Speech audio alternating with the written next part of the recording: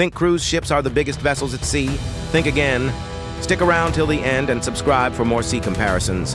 The USS Gerald R. Ford, a nuclear-powered aircraft carrier, is over 1,100 feet long and carries over 75 aircraft with a crew of 4,500. But the wonder of the seas, the world's largest cruise ship, is 1,188 feet long, hosts 7,000-plus guests, and floats like a luxury city. Which would you rather explore, a floating fortress or a floating resort? Comment a heart if you love ship topics.